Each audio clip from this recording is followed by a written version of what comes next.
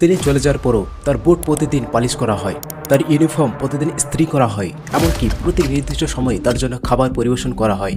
ভারতের উত্তর পূর্ব সীমান্তে অরুণাচলের নুরানাং সেক্টরে চীনের গোটা ব্যাটালিয়নকে ভারতের এই সৈনিক একা থামিয়ে দিয়েছিলেন। 1962 সালে ভারত চীন যুদ্ধে ভারতের সেনাদের পিছিয়ে আসার নির্দেশ দেওয়া হয়। ওয়ার্নিং পাওয়ায় তারা সবাই পিছু আসতে থাকে, কিন্তু সেই সময় এগিয়ে যায় the rifleman Jaswant Singh Rawat, grenadier রেজিমেন্টের এক সাহসী যোদ্ধা। জসবন্ত সিং বিভিন্ন জায়গা থেকে লুকিয়ে লুকিয়ে গুলি ছুটতে থাকে, যাতে চীনেরা মনে করে এখানে একটি ভারতের পুরো সেনাবাহিনী লুকিয়ে আছে। চীন সেনারা বিভ্রান্ত হয়ে পড়ে, তারা ভেবেছিল অন্তত এখানে 40 থেকে 50 জন সৈনিক যুদ্ধ করছে। তার সঙ্গে যুদ্ধ করার মতো কেউ ছিল না। তার সঙ্গে ছিল দুই স্থানীয় মোবনা বংশের তরুণী, সেলা ও নোরা। তারা দুজন সাহায্য করেছিল বাংকার তৈরি করতে, রাইফেল রিলোড করতে, অস্ত্র সরবরাহের কাজে। তিনি যুদ্ধে আহত হওয়ায় টানা 72 ঘন্টা দিনরাত এক করে যুদ্ধ করেছেন।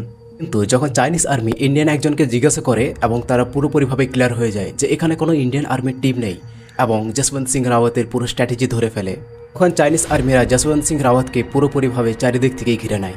যখন চাইনিজ টিম ওখানে যায় তখন থেকে তিনি শহীদ হয়ে পড়েছিলেন এবং তিনি শহীদ হওয়ার প্রকৃত কারণ এখন অবধি জানা যায়নি।